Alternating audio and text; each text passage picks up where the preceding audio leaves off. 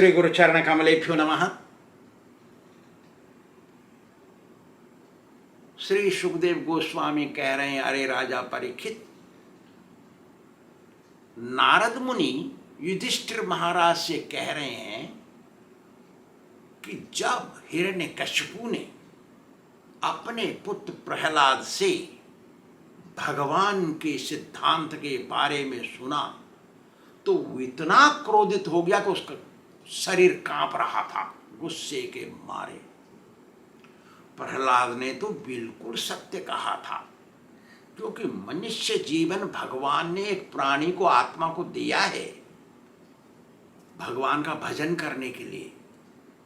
जो मनुष्य भगवान का भजन नहीं करता वो पशु के समान माना जाता है। इसलिए भजन करते समय भी भगवान के बारे में ही सोचते रहना चाहिए, जिससे आदत पड़ जाए। शास्त्र कहता है, भक्ति रस्य भजनम इहा मूत्रोपाधि नैराश्येन अमुस्मिन् मनः कल्पनम एतदेव नैष्कर्म्यम। यही बात श्रीमद् भागवत में भी बताई गई है। क्या कहा है? नैष्कर्म्यम अप्यच्युत भाववर्जितम न सोवते ज्ञानम अलम निरंजनम। जब तक कोई भक्ति नहीं करता, मनुष्य शरीर मिला है भक्ति करने के लिए, भगवान की भक्ति करनी चाहिए सब मनुष्यों को। विधाता ने किसी आत्मा को मनुष्य स्वरूप दिया है भगवान का भजन करने के लिए। भगवान का भजन करते हुए उनकी सेवा करनी चाहिए। भक्ति का अर्थ है सेवा करना, सेवा के साथ भगवान का भजन करना। हरे कृष्ण कृष्ण कृष्ण हरे हरे, हरे राम राम राम हरे हरे। बिना भगवान के नाम के भजन के बिना कोई भी धार्मिक कार्य भक्ति नहीं कहला सकता। जितने भी धार्मिक कार्य हैं उसमें भगवान का भजन जुड़ा रहना चाहिए, तभी वो भक्ति कहलाएगा। इसका मतलब ये है कि निष्काम भाव से भक्ति होनी चाहिए। भक्ति करते समय ये नहीं सोचना चाहिए कि मेरा बेटा हो जाए, मेरी बेटी हो जाए, मेरे बेटे की शादी हो जाए, मेरा घर बन जाए, ऐसा कुछ नहीं। जप करते रहना चाहिए। भक्ति का दूसरा नाम है आध्यात्मिक कार्य, तीसरा नाम है नैष्कर्म, निष्कर्म और अकर्म। ये नाम है भक्ति के। मतलब भक्त भगवान से कुछ नहीं चाहता, सेवा करता रहता है।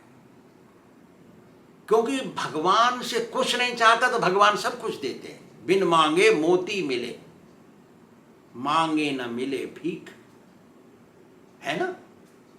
फिर क्यों मांगना? मांगने से तो कुछ मिलेगा नहीं। बिन मांगे करो और प्रसन्न होंगे वो अपने आप। जो चाहेंगे वो मिलेगा, जो नहीं मालूम है चाहने के लिए वो भी मिल जाएगा। हमको पता नहीं क्या पूछना चाहिए और तो वो भी मिल जाएगा। ऐसा है भगवान। भक्ति कहते हैं एकादशी में, जन्माष्टमी में, रामनवमी में, शिव चतुर्दशी में, नृसिंह चतुर्दशी में, गौर पूर्णिमा में, इनमें व्रत रखना, अन्न नहीं खाना किसी प्रकार का। नवधान्य होते हैं ना, उनको नहीं खाना।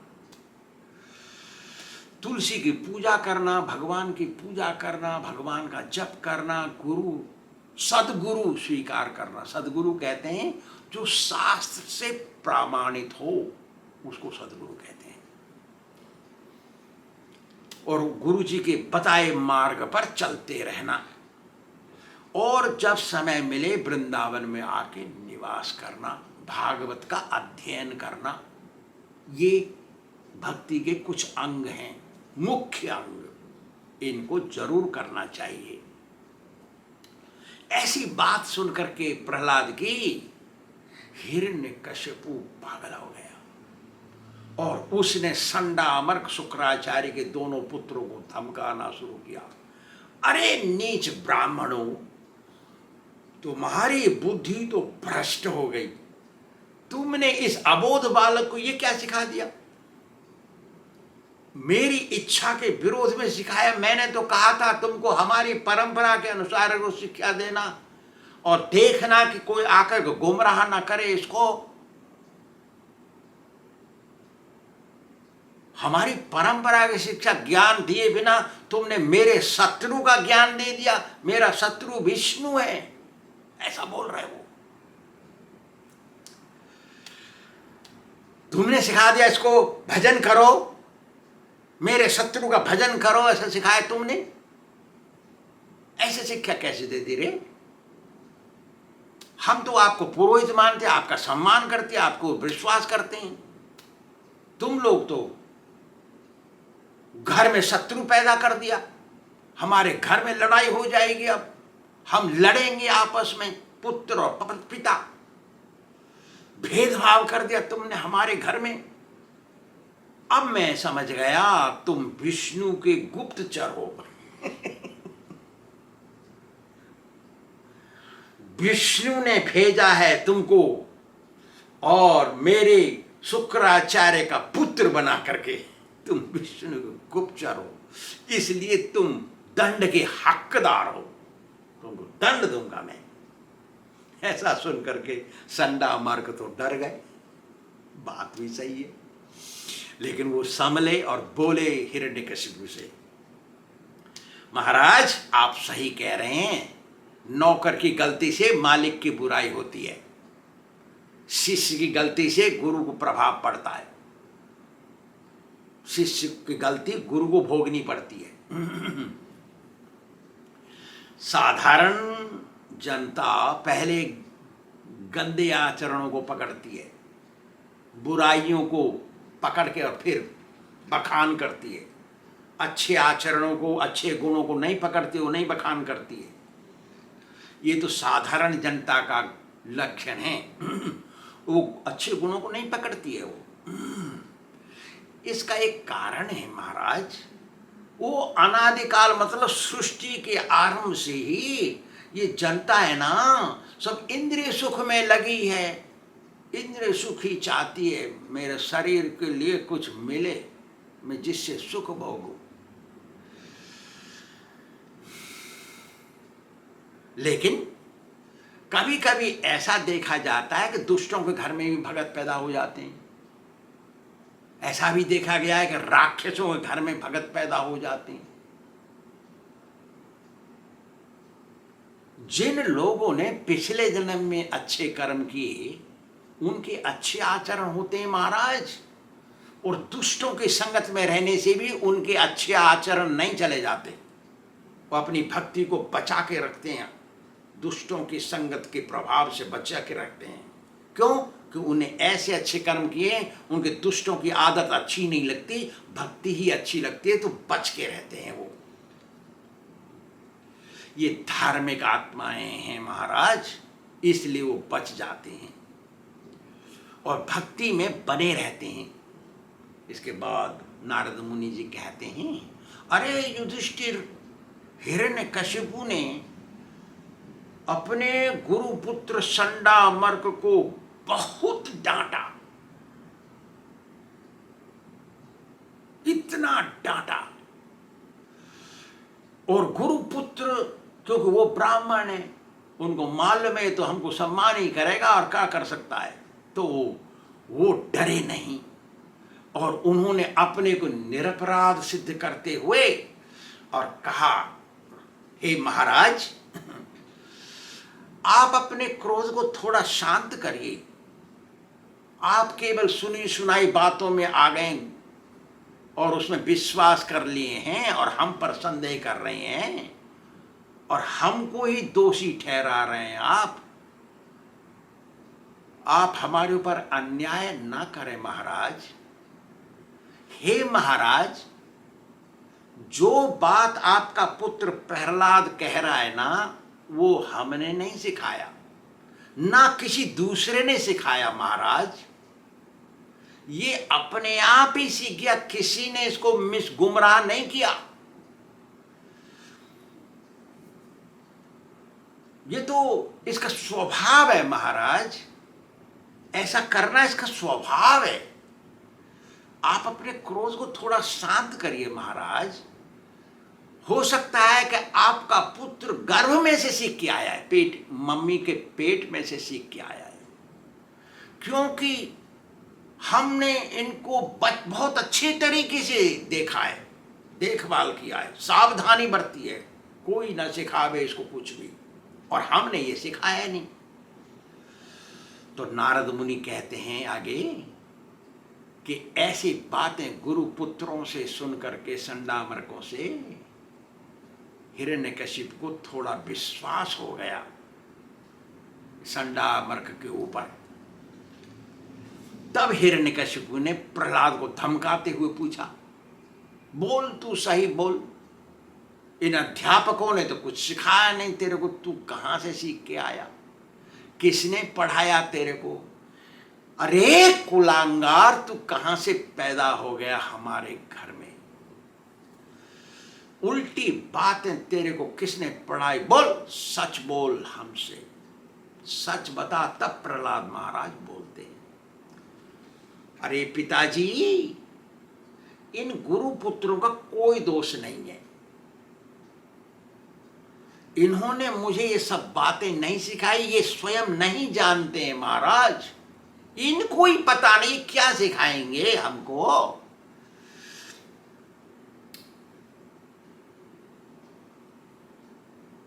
ये पिछले जन्म के कर्म है महाराज, इन लोगों के पिछले कर्म अच्छे नहीं है महाराज, इसलिए इनको पता नहीं ये क्या सिखाएंगे, और ये सिखाएं भी तो इनके पिछले कर्म अच्छे नहीं है, इसलिए इनसे कोई सीखेगा भी नहीं। ऐसा बोल रहा है प्रहलाद। तो हिरण्यकशिपु बोला, तो फिर तू बता, तू कहां से कैसे सीखा है सब? तो प्रहलाद बोल रहे हैं, हे पिताजी, जैसे गृहस्थी लोग अपने आप विषय भोगों में लग जाते हैं, उनको कोई नहीं सिखाता है,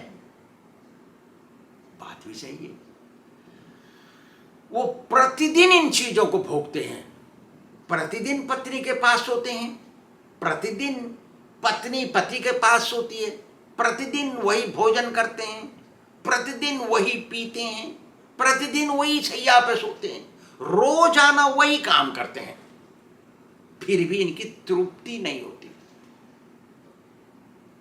इनका दिमाग नहीं भर जाता इन चीजों से।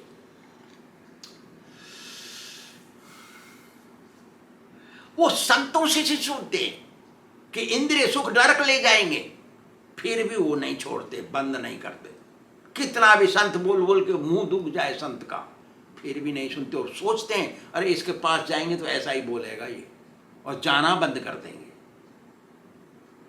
प्रहलाद बोल रहा है ऐसे बात। महाराज, ये सब सिखाने से नहीं आती हैं, वो अपने आप आ जाती हैं।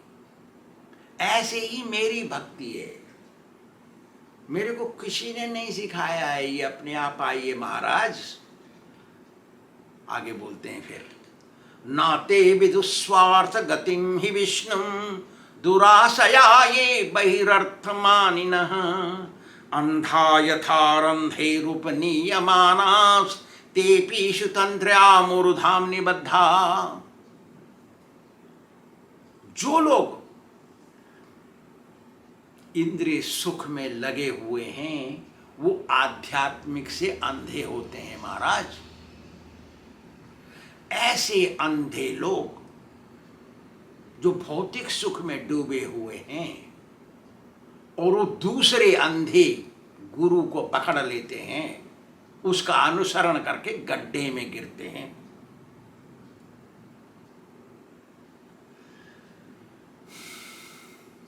जो आध्यात्मिक रूप से कमजोर होता है,